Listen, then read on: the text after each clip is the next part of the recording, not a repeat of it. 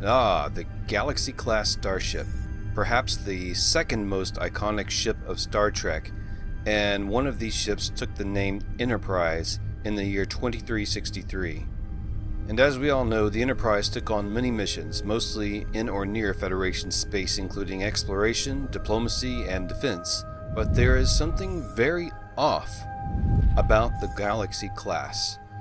As if most of the missions performed by the Enterprise could or should have been performed by a much more modest starship, not this huge 640-meter long capital ship, which dwarfs many other ships that may have been able to do a similar job.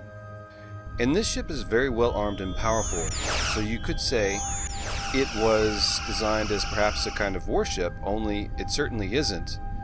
The Galaxy class is definitely an exploration ship, but a very expensive and valuable one where the crew is allowed to take their families with them who live on the ship.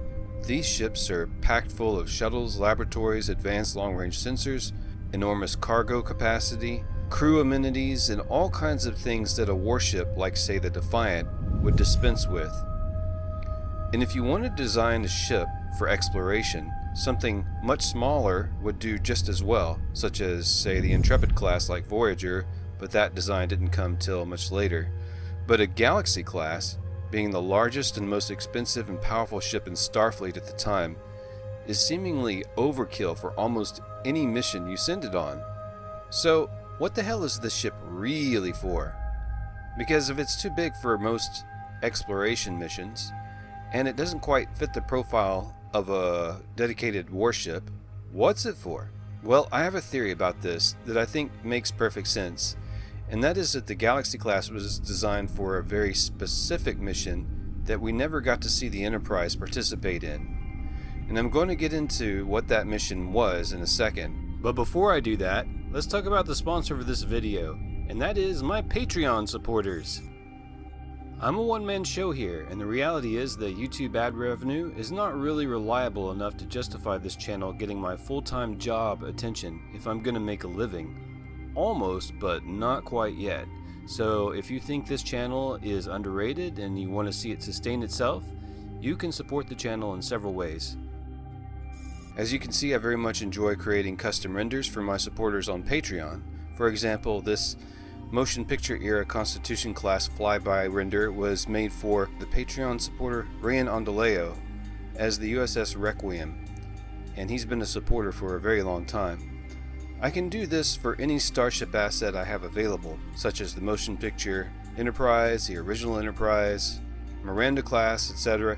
Just go have a look at my Patreon at patreon.com/resurrected and have a look to get an idea about what I can do for you.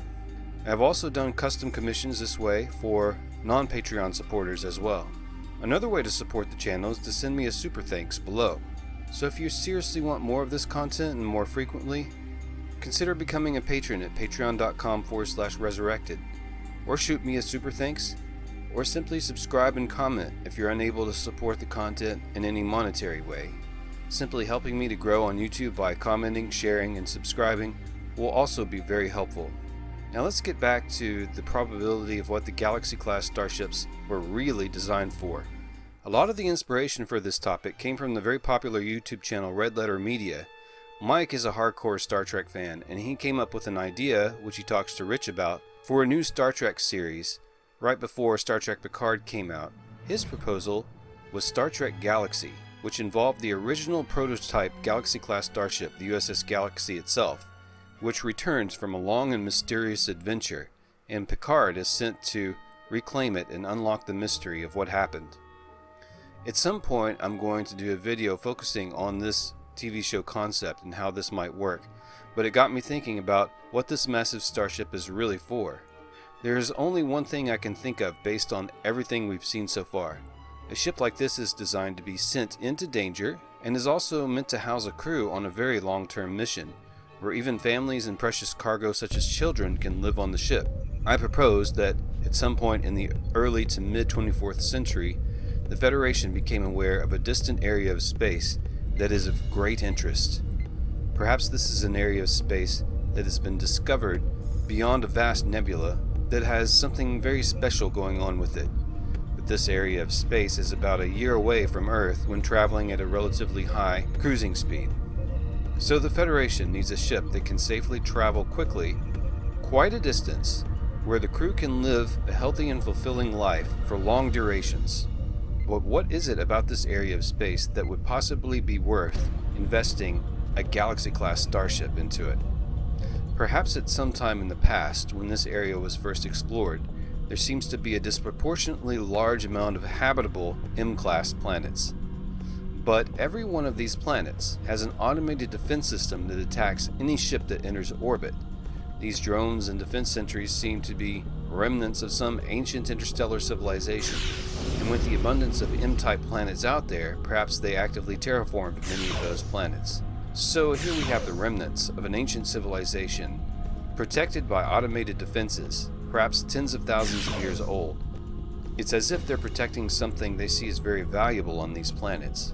So what you would need to explore this area is a starship with enough firepower to deal with these ancient defenses, as well as the facilities to study the ancient civilization and unravel the mystery of why they disappeared.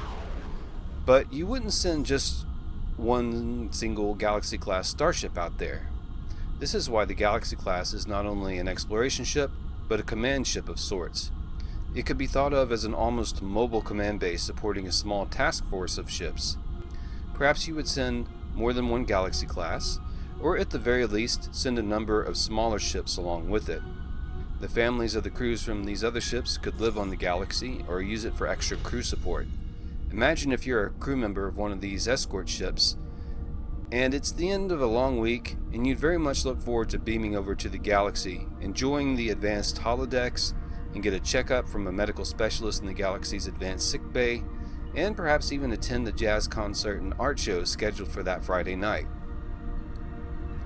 It is my conclusion that the Galaxy class was designed specifically for this type of mission, and this scenario could be an excellent prequel for Red Letter Media's proposed Star Trek Galaxy.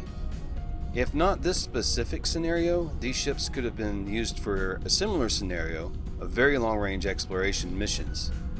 So then when it comes to the Enterprise we know and love, and with Picard in command, who loves ancient archaeology, he would have killed to go on such a mission. So what the hell happened?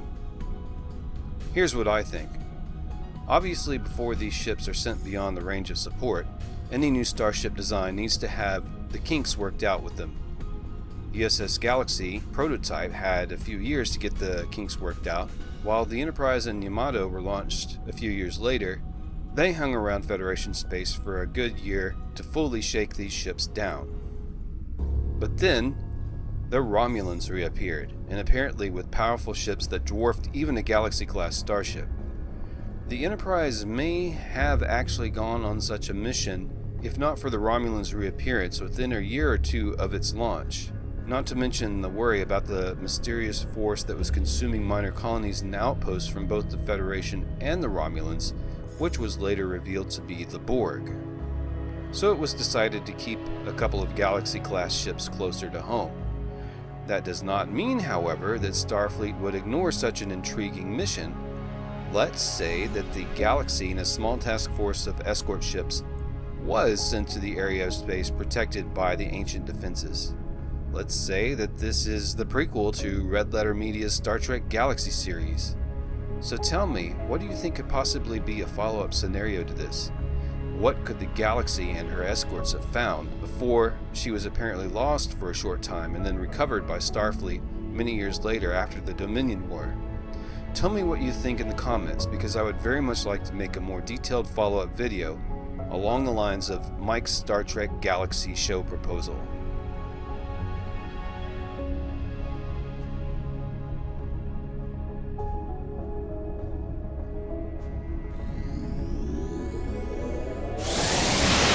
Well, thank you very much for watching, Space Friends. Stay tuned for a special thanks for Patreons at the end of this video.